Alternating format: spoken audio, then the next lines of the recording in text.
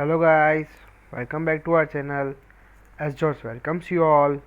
Today is the part 2 of lesson number 7, class 8 workbook environmental changes. So we will be doing the part B, the question answers, the big question answers. ठीक है, तो let's begin our work. So first question is, what is the atmosphere or what is meant by the atmosphere? मतलब atmosphere क्या होता है और atmosphere से तुम्हें क्या समझ में आता है? तो the covering of air on the four sides of the earth is known as the atmosphere. Earth जो है वो जो पूरी चारों बाजू से ईस्ट वेस्ट साउथ नॉर्थ जो चारों बाजू से जिस चीज़ से घिरा हुआ है उस चीज़ को बोलते हैं हम हिंदी में या इंग्लिश में एटमोसफियर, और हिंदी में कहते हैं वातावरण. How is the atmosphere polluted? अब एटमोसफियर है तो एटमोसफियर किसी भी चीज़ की पॉल्यूशन होती है तो वो पॉल्यूशन जो हमारा एटमोसफियर है वो कैसे पॉल्यूट हो जाता है? तो atmosphere is getting polluted due to the human activities. हमारे जो वर्क्स है, हम जो पॉल्यूशन कर रहे हैं, हम जो फैक्ट्रीज है, हम जो व्हीकल्स चला रहे हैं, उसकी वजह से हमारा जो एटमोसफियर है वो क्या हो रहा है? पॉल्यूट हो रहा है. पॉल्यूट हो रहा है माने गंदा हो रहा है. ठीक है, क्या कर सकते हैं? अब वो हमारी भी ज़रूरत है और एटमोसफियर को भी हम क्या कर सकते हैं, पर हमें कोशिश करना है हम हो सके उतना एटमोसफियर को हमारे सेव करें और बचा के रखें. अभी थर्ड क्वेश्चन है, what is the environmental change? Environmental change मतलब क्या होता है? तो the changes occurred in the temperature, direction of the wind, moisture etcetera. Global warming is also known as the environmental change. मतलब अगर किसी भी टेम्परेचर में चेंज आ रहा है, जैसे आज 30 है तो फिर थोड़े दिनों बाद 50 हो गया या 45 हो गया, या डायरेक्शन ऑफ द विंड की डायरेक्शन अगर चेंज हो गई, या मॉइस्चर में कोई चेंज आ रहा है, तो ये सब एक ग्लोबल वार्मिंग की तरह लीड करता है और global warming is known as the environmental change. What is weather? Weather मानी तापमान क्या हो सकता है? तो amount of temperature, rain and the moisture in any region is known as the particular point of the time is called the weather. मतलब अभी जैसे यहाँ पे ठंडी है तो अभी यहाँ पे बेटा देख लो सब लोग, यहाँ का वेदर बहुत ठंडा है क्योंकि यहाँ पे बर्फ़ पड़ रही है. तो वेदर क्या है? मतलब उस पर्टिकुलर रीजन के बारे में पर्टिकुलर वो टाइम पे जो बताता है ना, तो is called the weather. What is the climate? The average conditions of rain, temperature and moisture for over more than 35 years in any region is known as the climates. 35 years on an average 35 years का रोज का temperature weather मिलाए तब जाके अपना बनता है climate. What is the global warming? Global warming मतलब क्या? ग्लोबल वार्मिंग मतलब हमारे जो पॉल्यूशन हो रहा है ना उसे हम कहेंगे ग्लोबल वार्मिंग. तो इंग्लिश में बोलेंगे the green house effect which keeps the earth environment hot is known as the global warming. ऐसी टेम्परेचर जिसकी वजह से हमारा अर्थ गरम गरम गरम गरम, जैसे रोटी होती है गरम गरम, जैसे तुम्हें पसंद होती है, गरम रहता है, इसको बोलते हैं ग्लोबल वार्मिंग.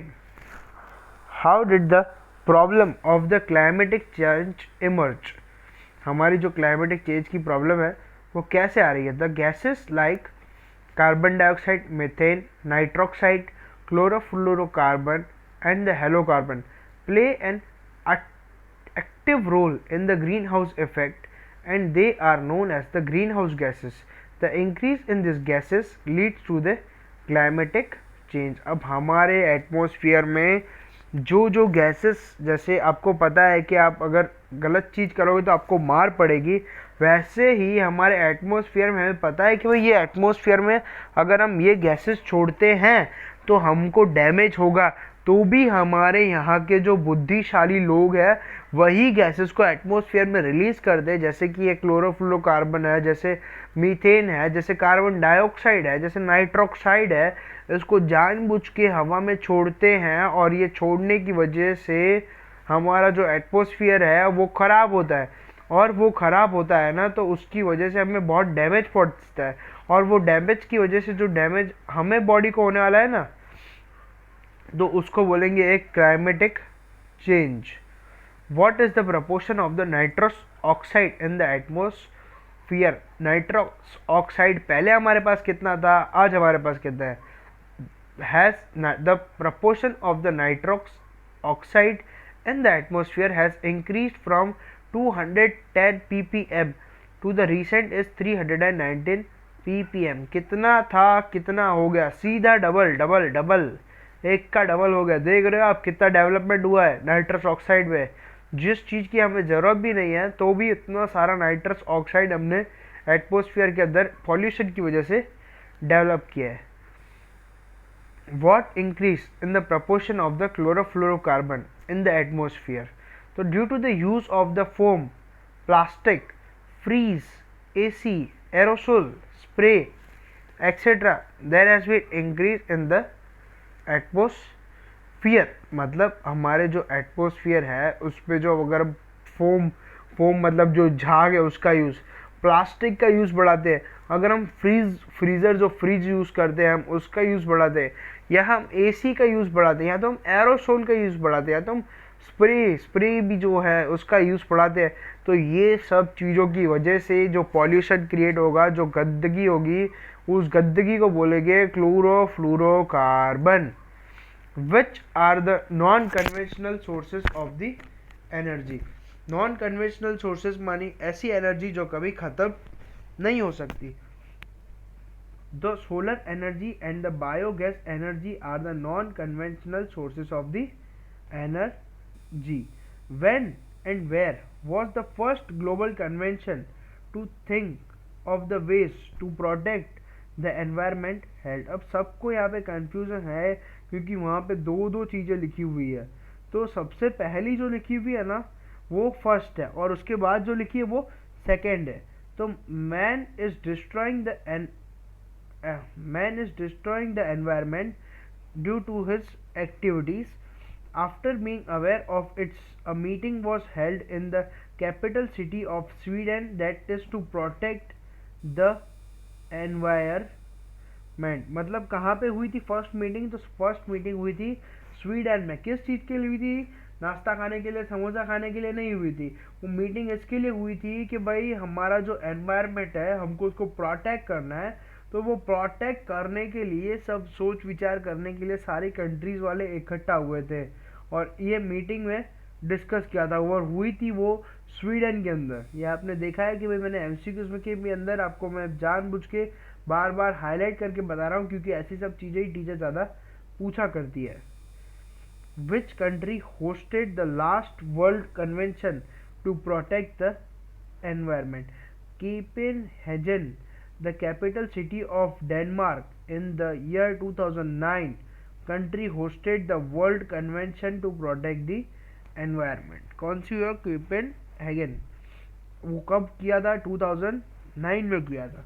फिर what was decided at the world meeting at Copenhagen in December 2009? जब दिसंबर 2009 में मीटिंग हुआ तो उसके अंदर क्या डिसीजन हुआ था? The world meeting at the Copenhagen is in the December 2009 with reference to the global warming at the world level. It was decided that the development nations are not accepting the carbon cut and develop in the Nations. मतलब जो हमारे जो Nations है उसमें जब meeting हुआ 2009 दिसंबर में तब ये डिस्कस हुआ कि भाई जो लोग हैं जो कंट्रीज़ है वो कार्बन को कट करना नहीं चाहती और उसके वजह से हमको फ्यूचर में बहुत सारी तकलीफ़ें आ सकती है. अगर हमें बचना है तो हमें सबको एकजुट होके अपने जो कार्बन की मात्रा है हमारे अपने अपने एटमॉस्फेयर में उसको कम करना पड़ेगा. बाबा रे बाबा. Oh my God! Which day is celebrated as the World Ozone Day? अब ये ओजोन रेस क्या है, ओजोन क्या है? तो ओजोन हमको ओजोन लेयर जो है हमको यूवी रेस. अब यूवी रेस क्या है? तो यूवी रेस मतलब सन से निकलने वाली हार्मफुल किरणों से बचाने वाली रेस को हम बोलेंगे ओजोन रे और वो ओजोन डे मनाया जाता है. 16 September is celebrated as the world ozone day. Wow! If you don't know Now you're going to know something, that is World's Ozone Day is celebrated on the 16th September.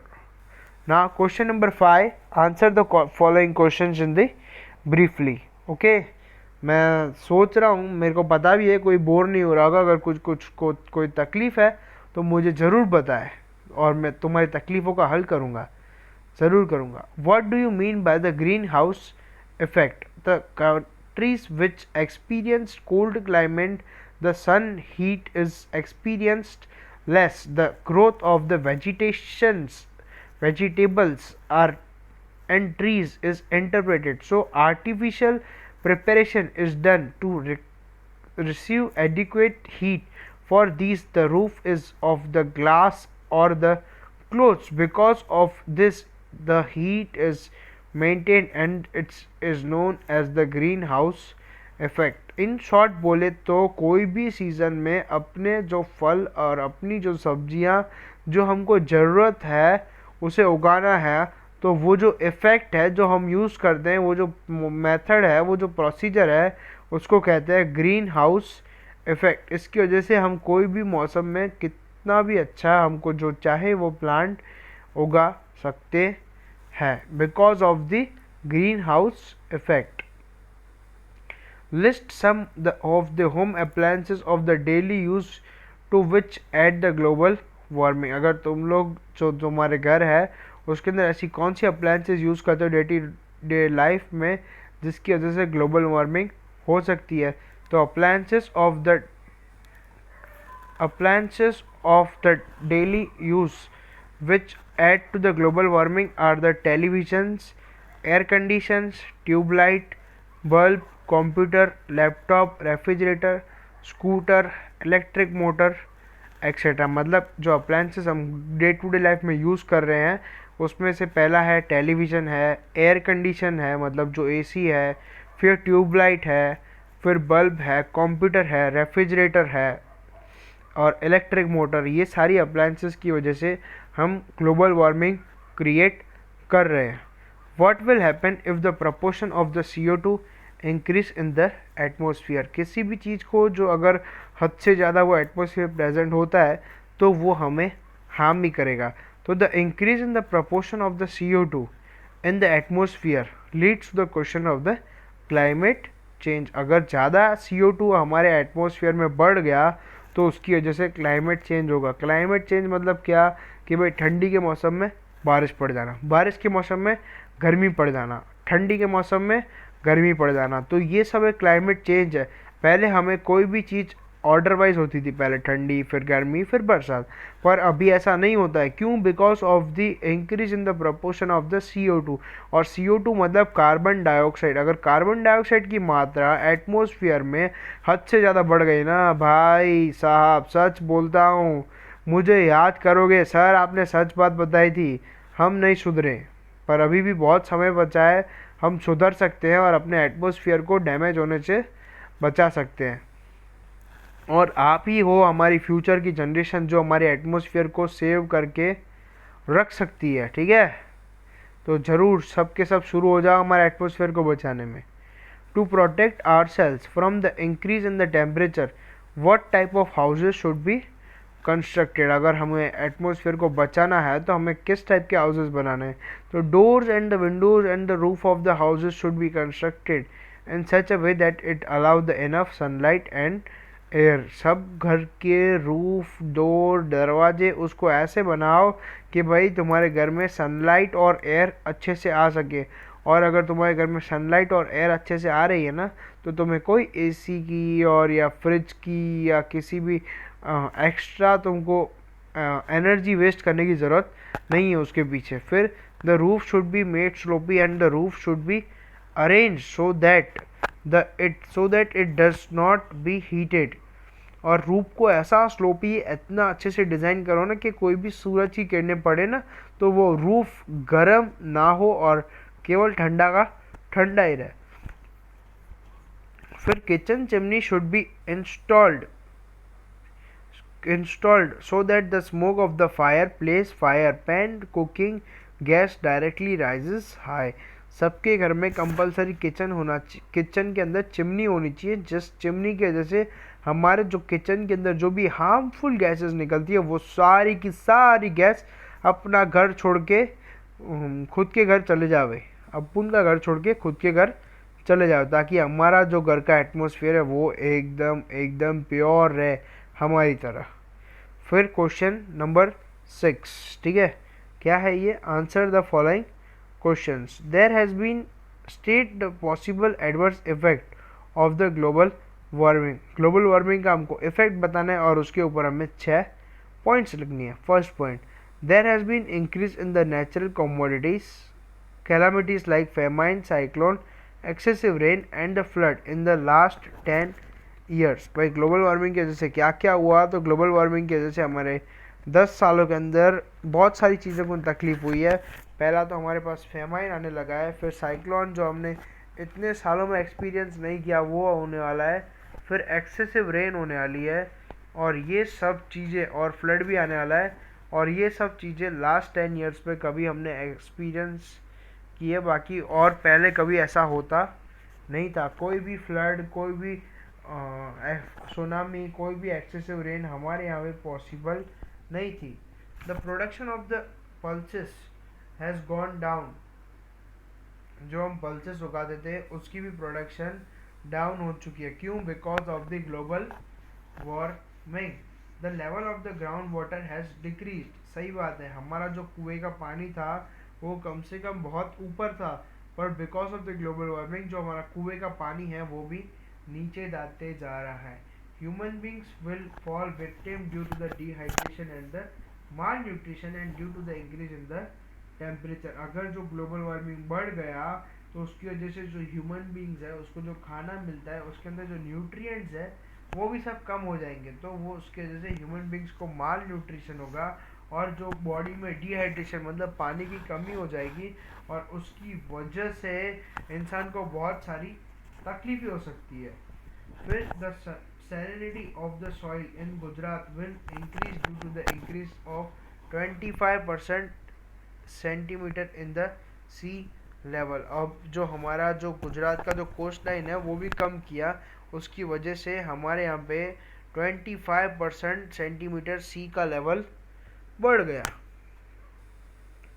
There will be the changes in the cycle of the seasons, the characteristics of the summer and the winter and seasons will the change। मैंने आपको पहले ही बोला कि भाई अगर हमारे यहाँ पे अगर ग्लोबल वार्मिंग होता है या ग्लोबल वार्मिंग के कोई भी इफेक्ट भी दिखते हैं तो हम सब के यहाँ पे सीजन्स के अंदर भी बहुत सारा चेंज आएगा, और जो अगर सीजन्स के अंदर चेंज आया ना तो समझ लेना हमने बहुत बड़ी गलतियाँ कर दी, जिसकी वजह से हमें भगवान पाप दे रहा है।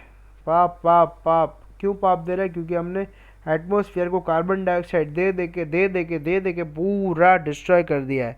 जो चीज़ हमें को पता है कि भाई वो एटमॉस्फेयर को नुकसान करती है, और हम सब इतने ही होशियार हैं कि हम सब वही चीज़ को वो एटमॉस्फेयर में वापस जाने देते हैं। फिर write a short note on necessary steps to prevent the global warming. अभी ग्लोबल वार्मिंग तो हो गई है, अब आपको और मुझे बचना तो है ना ग्लोबल वार्मिंग से, तो कैसे बचा जाए? तो reduce the use of the sources that release the CO2 gases. सब लोग अपने घर पे कम से कम प्लास्टिक बैग यूज़ करें, कम से कम जो वेस्टेज होता है प्लास्टिक का वो करे, और कम से कम जो एटमॉस्फेयर को सेव करने के लिए कम से कम फ्रिज जलाए, कम से कम AC जलाए, कम से कम टीवी जलावे, और इसकी वजह से हमारा एटमॉस्फेयर स्टोर या सेव हो सकता है। एफॉरेस्टेशन एंड द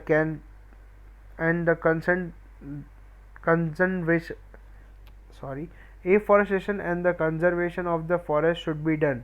मतलब हमको फॉरेस्ट को काटना छोड़ देना चाहिए और फॉरेस्ट को ज़्यादा और अच्छा उगाने की कोशिश करनी है। Growing trees help to reduce the carbon dioxide. अगर हम ज़्यादा से ज़्यादा पेड़ उगाएंगे तो वो जो कार्बन डाइऑक्साइड है सारे के सारे पेड़ सोख लेंगे, तो हमारे एटमॉस्फेयर में जो गंदी गैसेस है वो कम बचेगी। Avoid the use of the plastic. सही बात है कि भाई सब लोग प्लास्टिक मत मांगा करो दुकान पे जाके, प्लास्टिक का यूज़ ही भूल जाओ, अपने अपने घर से अपनी अपनी थैली ले जाओ ताकि तुम्हें कम से कम प्लास्टिक को यूज़ करना पड़े। फिर optimum the use of the manure and the pesticides, अपना जो मैन्योर और पेस्टिसाइड्स का यूज़ है जो अपने मिक्स करके मिल बांट के लगाते हैं, तो उसका भी यूज़ कब कर दो ताकि हमारे एटमोसफियर हमारी सॉइल को ज़्यादा डैमेज ना हो। फिर use rain water for the harvesting, सही बात है भाई, तुम्हें पता है बारिश गिर रही है, तुम्हें हार्वेस्टिंग करनी है तो तुम सीधा निकल जाओ ना, ऐसा नहीं कि फिर पानी कुएं में भरेंगे, कुएं से फिर बाहर निकालेंगे और फिर हम फार्मिंग करेंगे, ये सब पागलपंती आदि काम करने की नहीं। वाह वाह वाह वाह, और यहाँ पे हमारा चैप्टर नंबर 7 ख़त्म होता है। Thank you guys for being with us George loves you all, bye, take care.